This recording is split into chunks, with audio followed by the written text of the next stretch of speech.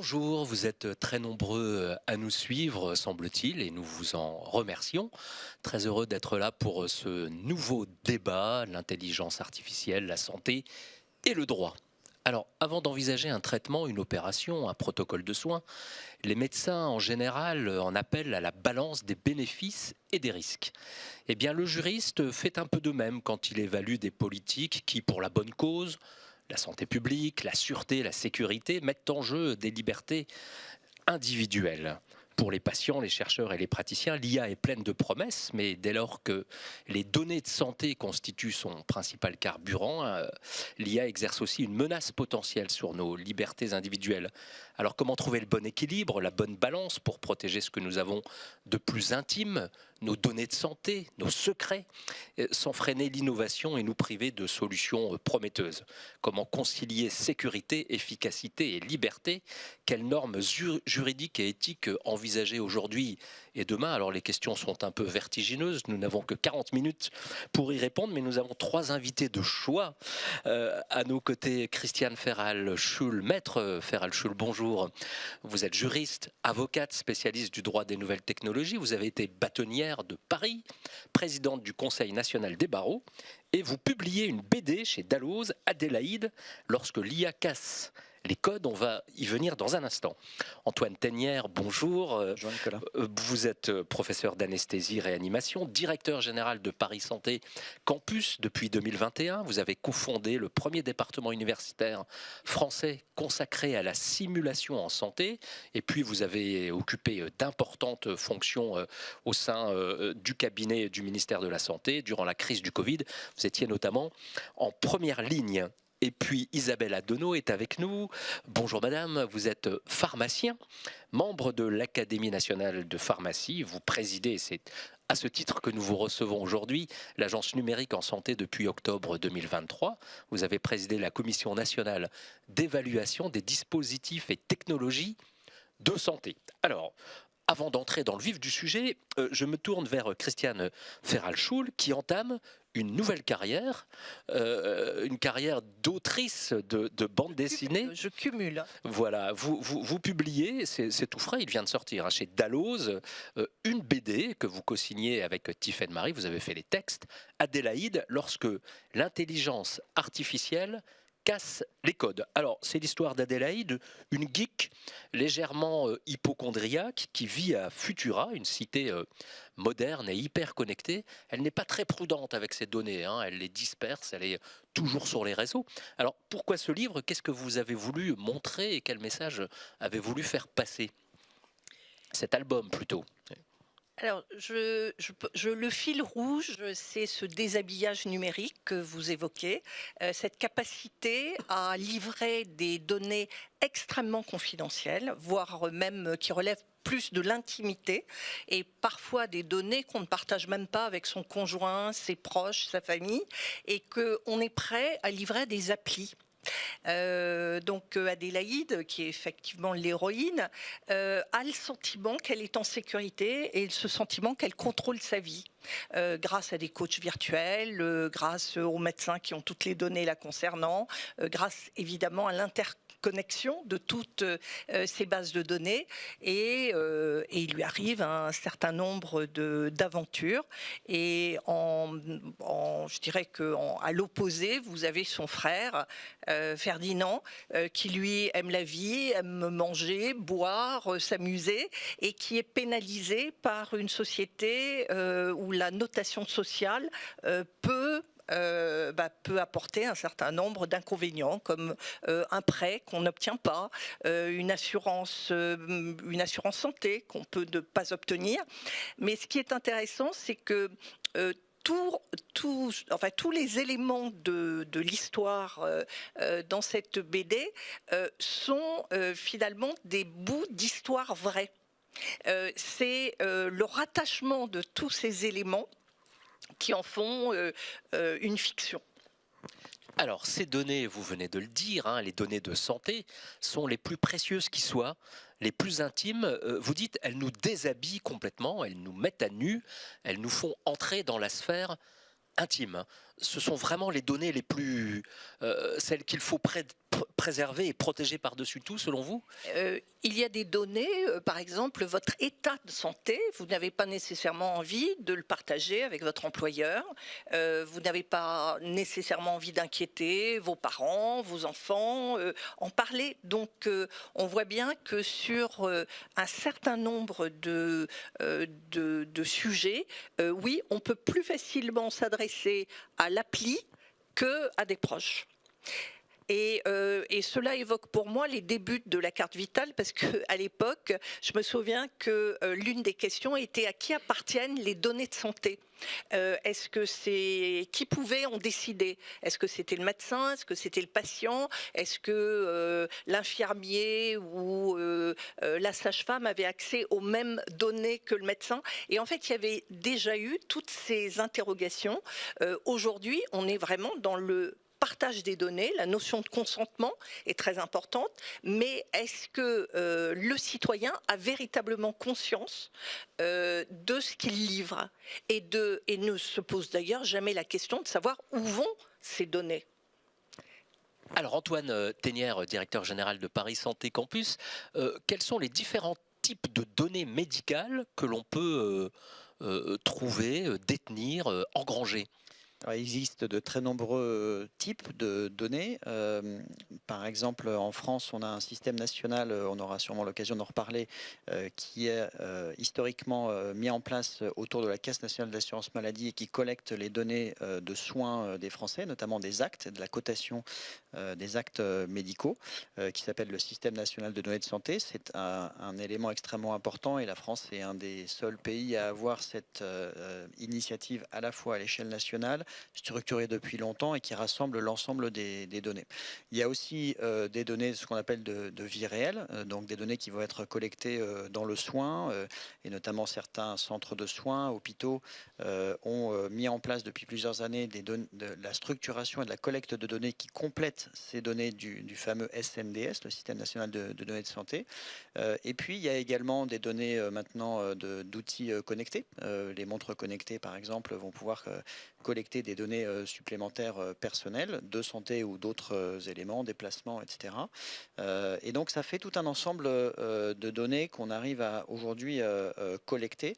La question principale, ça va être de savoir quel usage on en fait, à la fois sur le plan primaire, c'est-à-dire quelle est l'utilisation principale, mais également sur le plan secondaire. Et le gros intérêt des données de santé, c'est qu'on va pouvoir évidemment travailler dans un intérêt individuel quand on les utilise dans une logique primaire, mais également avec un intérêt collectif et sociétal quand on va travailler sur des données qu'on va utiliser secondairement, notamment pour faire de la recherche. Ce qui est très intéressant, c'est que ça ouvre un potentiel extrêmement important de recherche, d'innovation et d'évolution de notre système de santé, mais ça nécessite également, de façon tout à fait claire, de translater tous les éléments de fonctionnement et de préservation, notamment du secret médical, qui était vraiment la base de la relation de soins, dans cette nouvelle logique numérique, où finalement on voit que la question de transfert, de partage, etc., dépasse largement les potentialités qu'on avait avec un dossier papier qui était rangé dans des archives ou dans le cabinet d'un médecin, et donc nécessite également de mettre des cadres. Ce qui est très intéressant, c'est que c'est toute une culture qu'il faut diffuser évidemment dans la population, au-delà des enjeux de cadre, de régulation et d'utilisation pour les professionnels, et notamment on ne se rend pas forcément compte qu'on peut aller chercher beaucoup d'informations sur votre santé sur des données qui ne sont pas directement des données de santé. Je vais prendre un exemple, les données de déplacement. Quand vous allez 2 ou 3 fois par semaine à l'hôpital ou dans un centre anticancéreux qui est identifié comme tel, etc., eh bien, avec des données de GPS, on peut facilement en déduire que vous êtes en soins, que vous avez probablement telle pathologie, etc. Quand vous faites des recherches sur Internet sur tel ou tel mot-clé, eh bien, on peut très facilement en déduire que que vous êtes soit intéressé, soit potentiellement atteint de telle ou telle pathologie, et c'est utilisé dans des objectifs publicitaires, mais ça peut être utilisé également dans d'autres éléments. Donc il y a un regard très large à avoir, à la fois évidemment sur les données de santé, mais de façon plus générale sur l'ensemble des données qu'on va fournir à un certain nombre d'acteurs. Et peut-être dernier point avant de vous rendre la parole, la France et l'Europe notamment ont mis en place des cadres extrêmement importants pour sécuriser spécifiquement le stockage, l'utilisation qui est faite des données de santé, et qui sont basées sur des grands principes. Le consentement évidemment en est un, et puis après des principes technologiques qui garantissent justement des niveaux de sécurité, de cryptage et d'utilisation qui sont normalement parmi les plus élevés sur ces données qui représentent, vous l'avez bien dit, un caractère très intime. On va y venir avec l'IA Act notamment ou le RGPD. Mais avant cela, de manière très concrète, les données de santé, elles sont protéiformes. C'est quoi? Ce sont les résultats des examens biologiques que l'on a pu faire, les antécédents, les bilans de santé, les consultations. Enfin, quels sont les différents types de données que l'on peut trouver?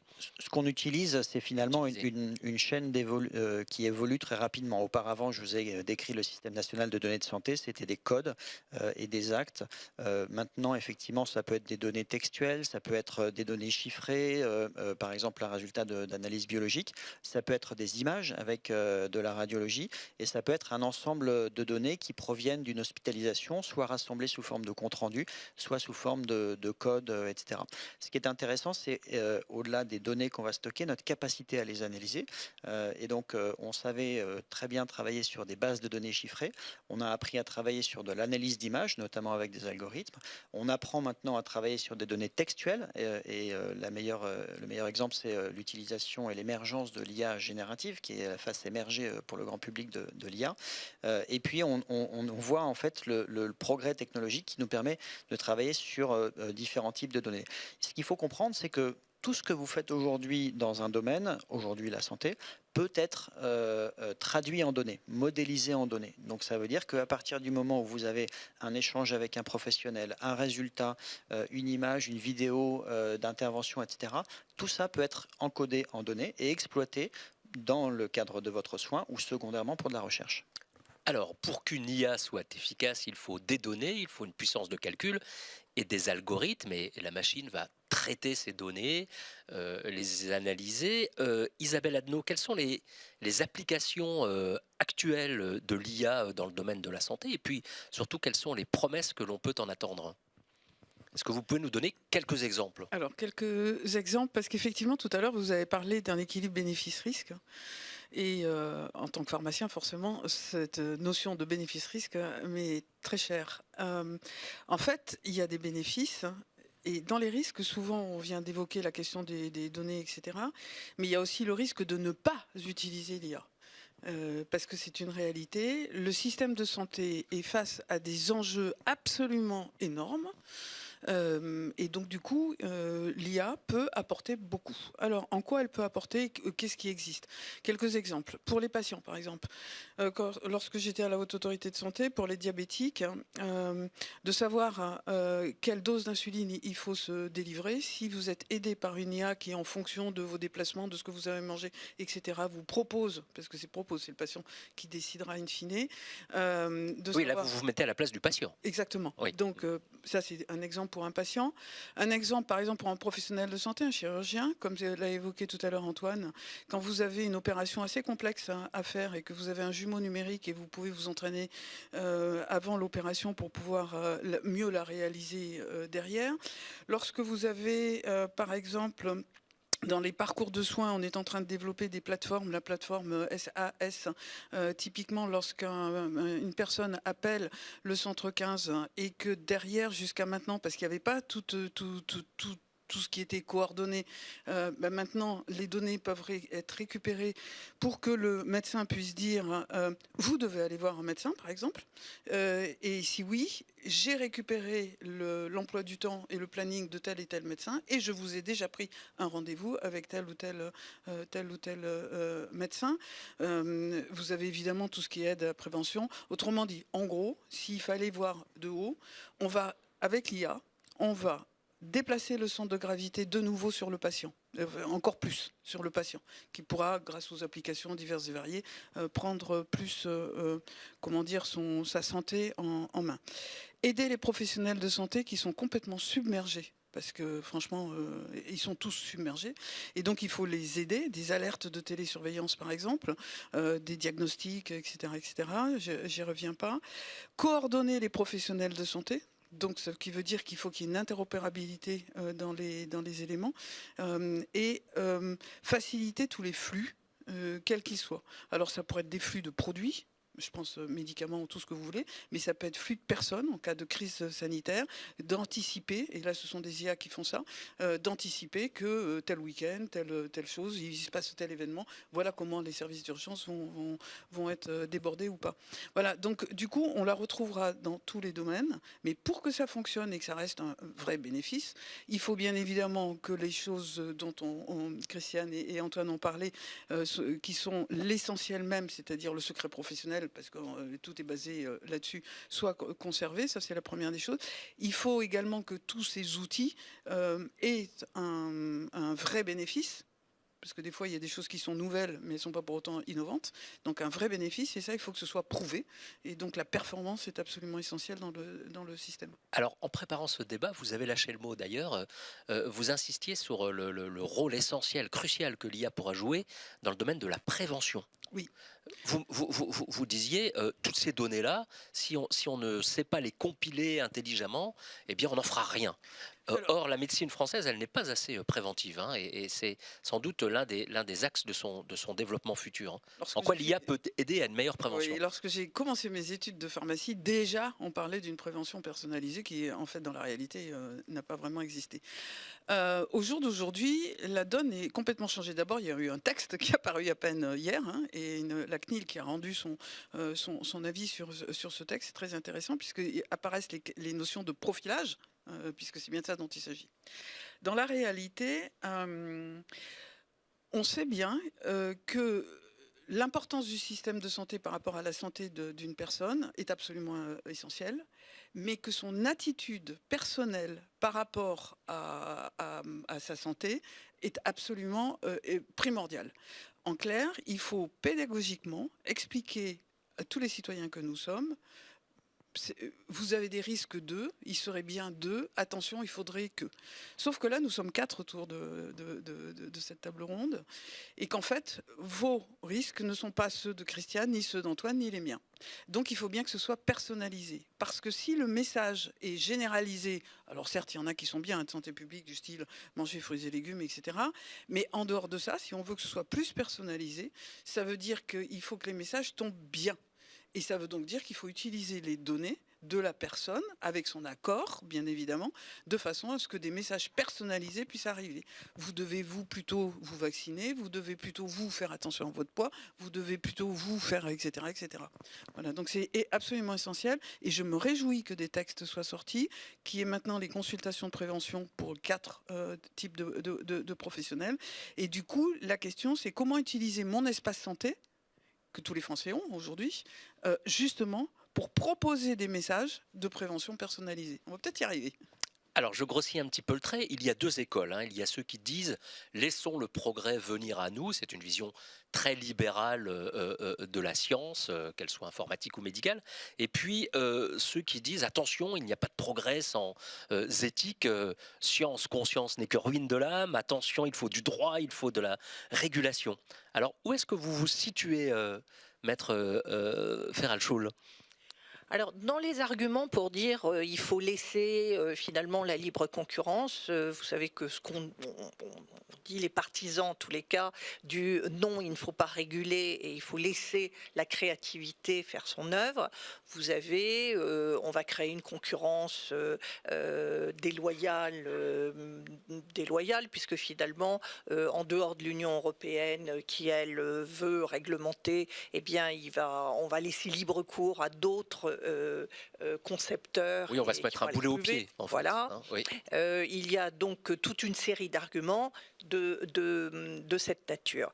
On peut même dire que, vous l'avez dit tout à l'heure, l'intelligence artificielle, c'est à la fois un calcul, enfin c'est du calcul, du traitement, et puis des données, et les données, elles sont largement réglementées. Vous avez le RGPD qu'on connaît sur les données personnelles, on sait en matière de propriété intellectuelle ce qu'il en est, propriété industrielle, on a le secret des affaires, enfin on a de la matière et on a de la réglementation.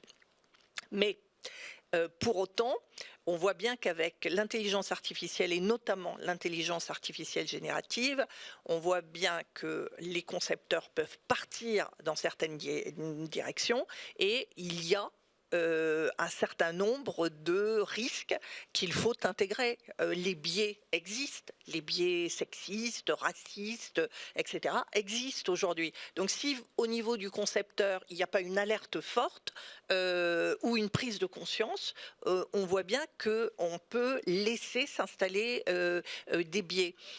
Il peut y avoir, enfin on sait tous aujourd'hui qu'une intelligence artificielle peut avoir ce qu'on appelle des hallucinations, qu'on peut se tromper. Bon, donc le concepteur a quand même besoin de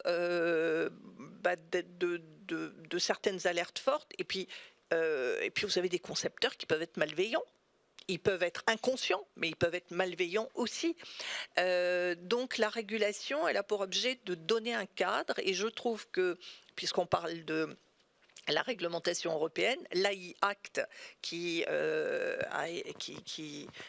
sorti dans sa dernière version le 21 mai. 21 mai pour la dernière version. 21 mai. Oui. Donc aujourd'hui, a une approche par les risques.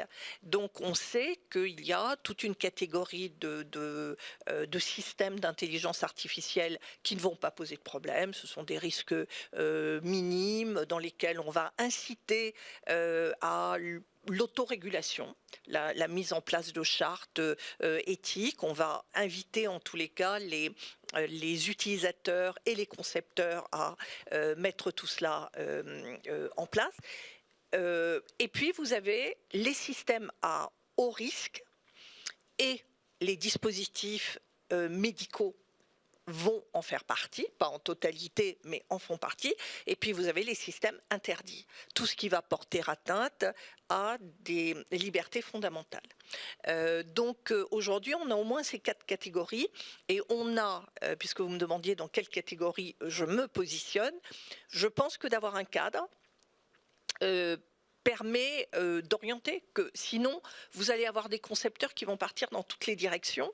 Et puis on a vu ce qu'a donné l'autorégulation de ces dernières années, parce que des valeurs éthiques, évidemment, il y en a. Mais si chacun a ses valeurs éthiques, où va se situer le dénominateur commun? Donc c'est la limite des systèmes qui ont été mis en place, de ce qu'on appelle la soft law, qui a été mise en place, dans lesquels voilà, c'est pas qu'on tourne en rond, mais on voit bien que il peut y avoir ça peut s'entrechoquer. Alors Antoine Tenière, directeur général Paris Santé Campus, comment réguler intelligemment sans étouffer le progrès? Vous le placez où, vous, le curseur? Alors c'est toute la question, et si vous me le permettez, je vais essayer de pratiquer l'équilibre subtil du en même temps pour répondre à cette question-là. Mais peut-être juste prendre quelques éléments de l'époque dans laquelle on est. Et c'est d'ailleurs un échange que j'avais hier avec la vice-présidente Google Monde qui était chez nous. On se trouve en fait à un moment où l'innovation s'accélère de façon tout à fait alors formidable sur certains aspects et puis tout à fait impressionnante sur d'autres aspects. Dans la santé plus particulièrement, on a eu une époque biologique, une époque génétique, une époque qui est maintenant numérique, et une époque qui s'ouvre, qui est celle de l'intelligence artificielle, qui amène une vitesse encore supplémentaire et qui défie d'ailleurs toutes les prédictions. On l'a vu dans les prises de parole récentes des grands spécialistes de l'intelligence artificielle dans le monde. Donc on a d'un côté cette explosion de l'innovation.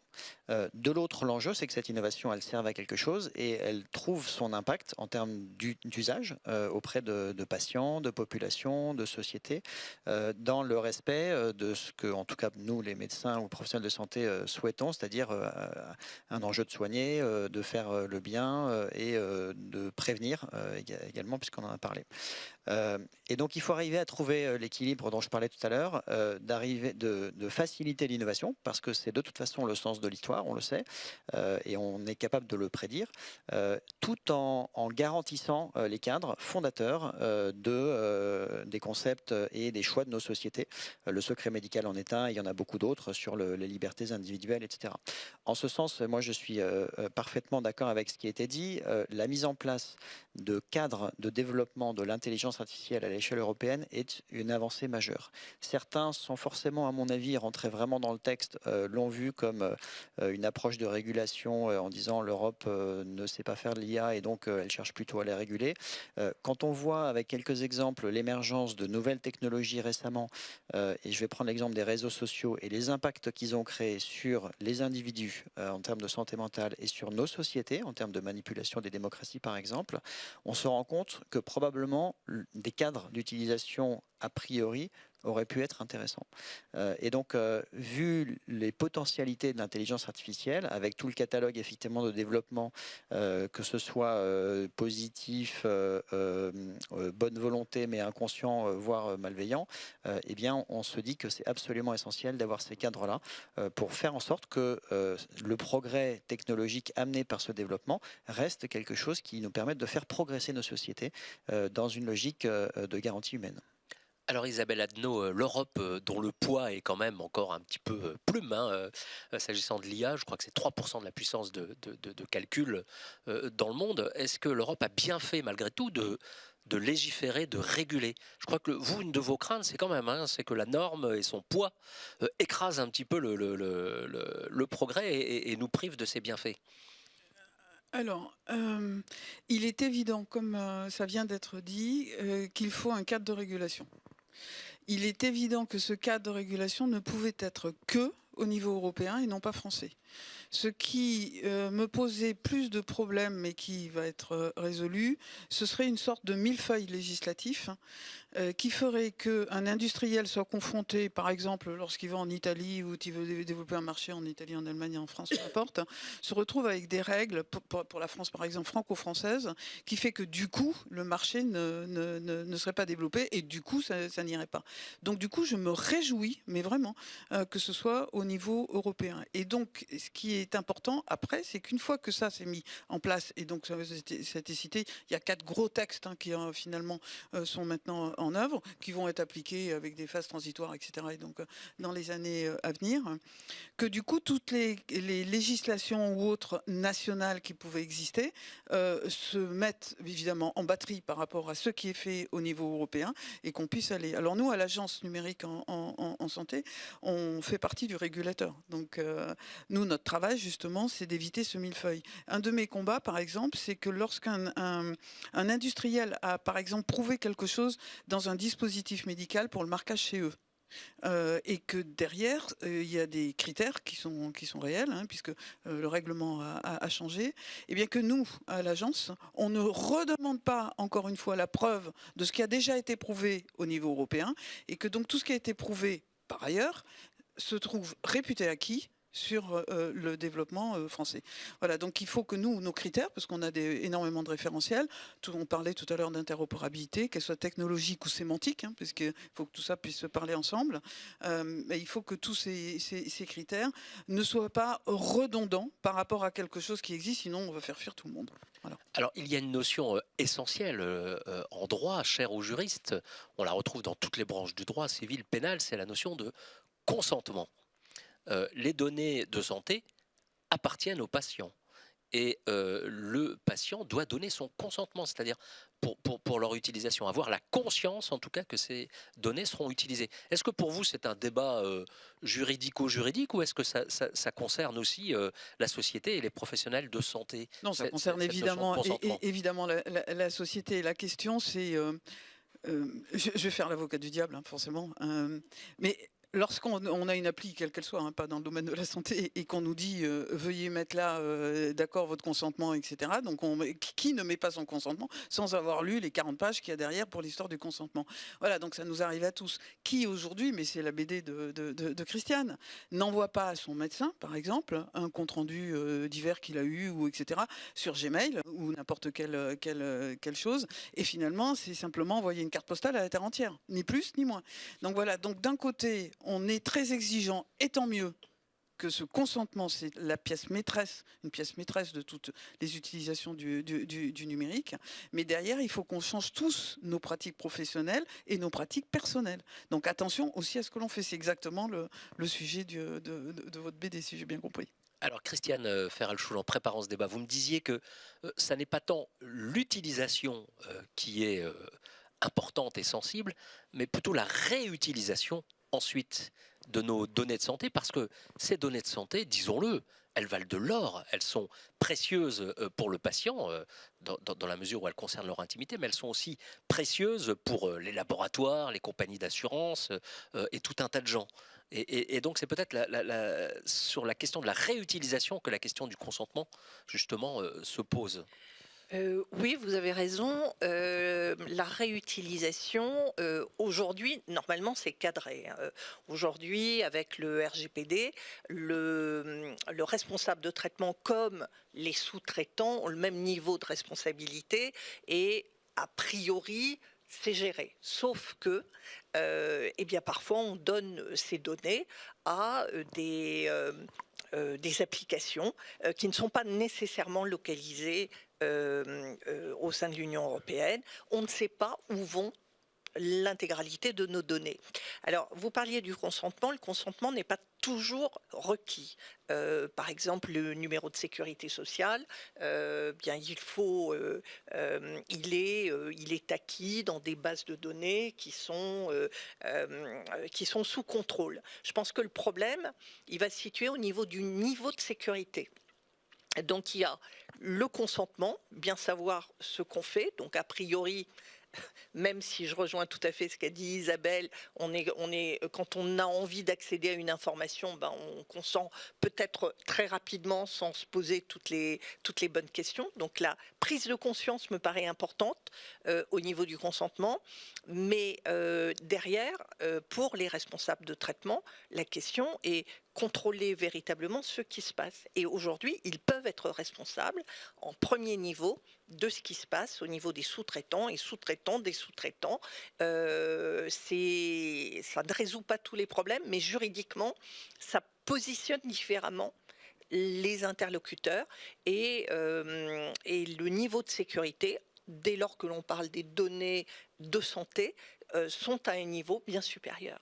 Et je pense que c'est un point dont j'ai échangé avec Isabelle juste avant ce débat. Moi, ce qui me frappe avec l'intelligence artificielle, c'est qu'on réunit sur ce thème tous les sujets, celui des données personnelles, celui de la cybersécurité, celui du RGPD, on réunit absolument tous les sujets et on a une forme de synthèse de tout ce qu'on vit depuis 30 ans. Alors, lié à la santé et le droit, tel est le thème donc de notre débat. On a parlé de consentement, notion essentielle effectivement chère aux juristes. Autre notion importante, c'est celle de la responsabilité. Qui est responsable en cas d'erreur médicale? Le concepteur de la machine, le médecin qui a fait appel à la machine? Isabelle Adneau, vous me disiez aussi que on pouvait être responsable, vous l'avez dit d'ailleurs tout à l'heure, d'avoir fait une mauvaise utilisation ou d'avoir écouté la machine, mais on pourra peut-être demain être mis en cause si on n'y a pas eu recours, si on n'a pas fait appel à elle, si on s'est privé de l'intelligence artificielle, ce qui peut constituer une espèce de perte de chance. Exactement. En fait, ça peut aller dans les deux sens. En tout cas, l'action d'un professionnel de santé, il est par définition responsable. En tant que pharmacien, il m'est arrivé d'avoir des règles à suivre et de ne pas les suivre. Et c'était sous ma propre responsabilité que je décidais de faire quelque chose. Et tout plein de professionnels de santé, évidemment, étaient confrontés à ce genre de choses. C'est tout l'art de nos métiers. Mais cette question, en fait, de la responsabilité est absolument essentielle, d'où ça appelle la question de la performance de l'outil. Parce que si les professionnels n'ont pas confiance suffisamment dans l'outil, ils l'utiliseront pas ou ne le regarderont pas. Donc, en fait, pour moi, ce qui est important, c'est qu'à un moment donné, il va bien falloir se poser vraiment la question de savoir comment pouvoir aider les professionnels à pouvoir être sûrs que telle application, tel outil, tel dispositif est performant. Or, aujourd'hui, qu'est-ce qui existe aujourd'hui? Tout ce qui est pour le patient et qui est objet à être remboursé par la sécurité sociale et validé cliniquement parlant par la Haute Autorité de Santé. Tout ce qui est pour les professionnels n'est vu nulle part. Nulle part. Autrement dit, il est la seule responsabilité de son concepteur de dire, ou de faire des études, ou de ne pas en faire, et de dire mon application est bien, etc. Donc à un moment donné, il va quand même bien falloir qu'on se pose cette question. Parce qu'après tout, quand on achète un poulet, ou quand on achète, je ne sais pas, n'importe quoi, on a des labels, on a des choses qui nous disent plutôt ça, ou ça, ou ça. Au jour d'aujourd'hui, ce scoring, cette performance, elle n'y est pas de manière standardisée faite. Que ce soit les collèges professionnels médicaux qui le fassent, que ce soit la Haute Autorité de Santé, que ce soit, peu m'importe, mais il faut que ce soit fait. Parce qu'un professionnel va forcément être confronté à un moment donné, tiens, c'est curieux ça, mais est-ce que je peux avoir confiance dans la machine? Oui ou non? C'est cette notion de confiance qui sera essentielle. Mais de toute façon, le professionnel est responsable. Christiane Louis Ferrel-Scholl. Oui, et Petit puis, cours de droit en une minute. Qui est responsable? Oui, alors je ne sais pas qui est responsable parce que ça va dépendre des cas de figure. Mais ce que je voulais dire, c'est que la question que vous posez, c'est aussi celle de savoir si je peux, moi, être en désaccord avec l'intelligence artificielle. Parce que tel que vous posez la question, ça veut dire que si on ne suit pas l'avis de l'intelligence artificielle, on pourrait voir sa responsabilité engagée. Vous avez raison de la poser, la question. Mais moi, la question que je me pose, c'est tout le monde va être biberonné à l'intelligence artificielle dans 10 ans, 20 ans. Comment est-ce qu'on bâtit des générations de médecins ou de professionnels, quels qu'ils soient, qui contre l'algorithme, qui disent l'algorithme il dit ça, mais moi je ne suis pas d'accord, ou j'ai une idée différente. Alors, il y a 2 jours, Xavier Niel a parlé aux avocats au barreau de Paris, 300 avocats réunis à la maison du barreau, pour parler avec lui d'intelligence artificielle. Et il disait cette chose, un avion aujourd'hui se pilote totalement aux instruments de manière électronique et automatique. Et pour autant, on est content qu'il y ait 2 pilotes dans le cockpit, ça nous rassure. Vous êtes d'accord avec ça, Antoine Thénière? L'homme, quoi qu'il arrive, doit garder la main, le contrôle et la décision. Oui, c'est le fondement aujourd'hui de notre fonctionnement. Ce qui est important, en fait, on commence à avoir plusieurs études sur l'impact et la performance de l'intelligence artificielle. Et il y a 2 éléments importants. Le premier, c'est que l'utilisation de l'approche scientifique dans la médecine et dans la santé a fait progresser de façon faramineuse depuis de nombreuses années. Et donc, nous allons conserver cette approche-là pour dire on va comparer la performance ou l'efficacité comme on l'a fait avant avec des médicaments ou des outils chirurgicaux d'algorithmes qu'on va pouvoir utiliser dans des prises en charge pour arriver à dire demain, dans la prise en charge du diabète, de telle infection ou de telle autre pathologie, c'est l'utilisation de tel algorithme dans telle condition qui est le meilleur traitement ou la meilleure prise en charge. Donc on aura ces éléments scientifiquement prouvés et qui devront ensuite être standardisés, c'est ce que disait Isabelle tout à l'heure. Ce qui est intéressant et ce qu'on voit aujourd'hui de l'analyse de ces études scientifiques, c'est que on a cherché pendant longtemps à comparer la performance de l'intelligence artificielle et de ce que j'appelle l'intelligence naturelle, c'est-à-dire ce qu'on fait aujourd'hui avec les professionnels de santé et puis ce que peut amener un algorithme. Et ce qu'on voit en fait, c'est que la clé aujourd'hui, elle est dans la combinaison des deux. La performance, la meilleure performance, c'est l'interface homme-machine. C'est ce qu'on voit dans l'aéronautique également, mais qu'on doit analyser avec certaines limites, parce qu'on voit aussi qu'il y a certains accidents où finalement, quand il y a des réactions particulières qui sont liées simplement à des biais cognitifs ou à des spécificités humaines, on peut être parfois pris en défaut en termes de performance. Donc c'est vraiment avoir cette logique de démonstration scientifique et de comprendre ensuite la meilleure interface et la meilleure utilisation entre ces deux intelligences qu'on doit combiner pour avoir le meilleur service rendu à chaque patient. Alors vous êtes scientifique avant tout, médecin, donc vous avez à cœur de concourir au progrès. La France et l'Europe, on est encore des petits poussés en matière d'intelligence artificielle, 3% à peu près de la puissance de calcul mondiale. De quoi aurions-nous besoin pour progresser, pour avancer, pour atteindre peut-être l'objectif que le président de la République a fixé, 20%, 20% de la puissance dans le monde. Qu'est-ce qui nous manque ? Alors, vous avez dit très justement tout à l'heure, pour faire de l'intelligence artificielle, on a besoin de 3 choses, des données, de l'algorithme, qui sont de l'expertise finalement, et puis de la capacité de calcul. Donc, on ne peut pas raisonner sur un seul critère, Oui. même si effectivement on le compare aux autres. On a des données qui sont de qualité, on en a parlé au début de ces échanges, et puis on a une expertise qui est tout à fait remarquable, et la combinaison des deux fait que, même si aujourd'hui effectivement on est peut-être moins puissant que des grosses capitalisations américaines, on a ces deux premiers éléments qui, combinés, nous donnent un avantage. Ce qui est intéressant également, c'est qu'il y a une volonté, une ambition très forte. Vous avez rappelé de certains acteurs privés, mais aussi de grands acteurs publics et le président de la République lui-même. C'est vraiment mis en avant à l'échelle française et cette semaine encore à l'échelle européenne pour alerter tout le monde et mobiliser tout le monde sur les enjeux de développement de ces outils-là. Donc, je vois moi que l'ambition est un élément qui nous permet aussi d'avancer plus vite. Donc, la réponse finalement pour moi, en tout cas dans le domaine de la santé, c'est de mobiliser toutes les forces, d'alerter tout le monde sur les enjeux et puis l'arrivée de ces nouvelles technologies, d'acculturer l'ensemble et puis de se dire que s'il y a certains combats sur lesquels effectivement, notamment par exemple les moteurs de recherche, on n'a pas été au premier rang, il y a aujourd'hui des domaines dans lesquels on a encore la possibilité d'être vraiment en première ligne et que notre responsabilité, c'est de mettre à disposition de tous et de savoir utiliser ce que l'État et les grands acteurs nous mettent à disposition pour pouvoir justement être vraiment dans la course. En tout cas, c'est l'ambition que nous portons, nous, avec Paris Santé Campus. Alors Isabelle Adneau, en quelques secondes, vous présidez l'Agence numérique en santé. De quoi aurions-nous besoin pour être un peu plus fort, pour peser davantage dans le concert mondial de l'intelligence artificielle ? Que tout le monde se mette, j'allais dire, en ligne derrière tout ce qui est en train d'exister. En fait, aujourd'hui, le paysage est en train de changer terriblement et ça devient compliqué, en fait, pour les industriels, pour pour tout l'écosystème, pour tout le monde, parce que le terrain est mouvant.